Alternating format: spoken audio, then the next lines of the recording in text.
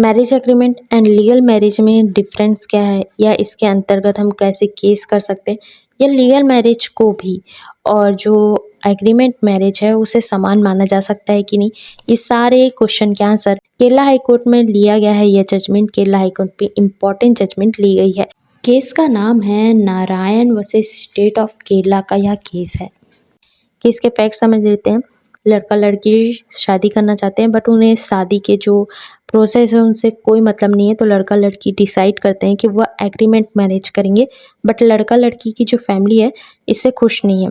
तो लड़का लड़की डिसीजन लेते हैं कि हम घर से भाग जाएंगे, एग्रीमेंट मैरिज से हम एक दूसरे के साथ रहेंगे। और वो वैसे ही करते हैं, एग्रीमेंट कर लेते हैं और उसमें साइन हामी सारी चीज़ें हो जाती है और उसमें लिखा होता है कि हम दोनों का जो कर्तव्य है लड़का लड़की के शादी के बाद में वो हम दोनों करेंगे और कंप्लीट करेंगे। तो इसके अंतर्गत वह शादी ना करके एक एग्रीमेंट मैरिज के साथ में रहने लग जाते हैं। बट लड़की की जो फैमिली है वह बहुत बुरी तरीके से लड़की को ट्रीट करती है, मतलब बहुत बुरी तरीके से उन्हें ताना देना, उन्हें मतलब बुरे भले कहना और उन्हें मारना पीटना, ये सारी चीज़ें होती हैं जिसके से तंग आकर वह अटेम्प्ट टू मर्डर की कोशिश करती है। अटेम्प्ट टू मर्डर की कोशिश में उनकी डेथ हो जाती है, लड़की मर ही जाती है क्योंकि वो कोशिश करती है और उनका डेथ हो जाता है। तो यह केस पहुंचता है ट्रायल कोर्ट में।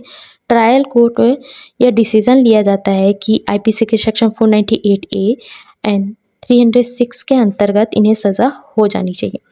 फैमिली या केस के जजमेंट को नहीं मानती है, वह बोलती है कि यह जो भी जजमेंट के अंतर्गत हमें सज़ा दी गई है वो सही नहीं है। फैमिली जो लड़के की फैमिली इस केस को लेकर जाती है केरला हाई कोर्ट में, पिटीशन फाइल करती है कि यह जो भी जजमेंट दी गई है वो गलत जजमेंट दी गई है। तो जजमेंट के अकॉर्डिंग देखा गया कि हाँ, कुछ कंडीशन में हम इस जजमेंट को गलत मान सकते हैं। कैसे मान सकते हैं? आईपीसी के सेक्शन 498A के अंतर्गत लीगली मैरिज कपल ही एक दूसरे के साथ में रहकर या एक दूसरे के साथ ना रहने की डिसीजन के समय केस कर सकते हैं।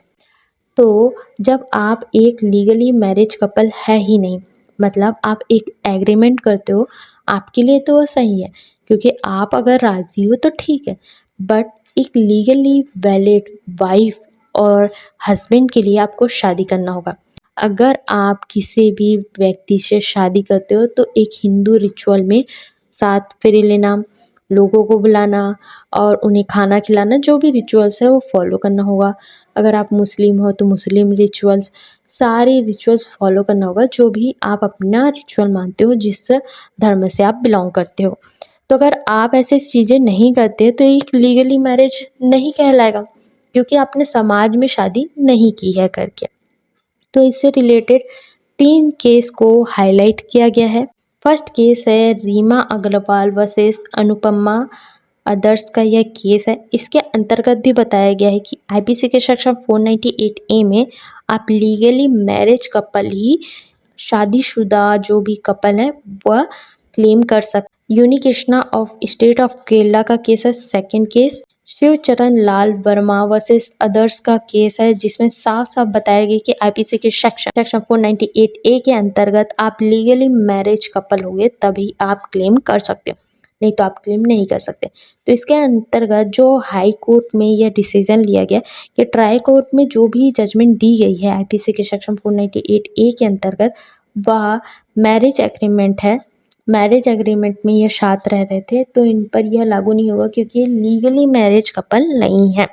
तो जो भी सज़ा दी गई है आईपीसी के सेक्शन 498A के अंतर्गत उसे कैंसिल किया जाएगा।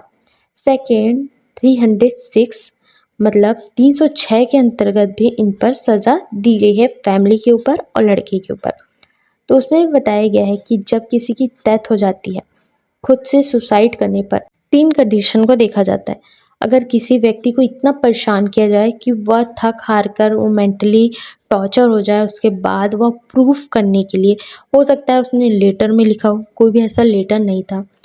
सेकंड देखा गया कि ऐसा कोई एविडेंस है जो लास्ट स्टेटमेंट जो मैंने आज सुसाइड किया है वह मेरे पति के द्वारा और उनके फैमिली के द्वारा दिए गए टॉर्चर के कारण किया है, ऐसा कोई भी सबूत नहीं था।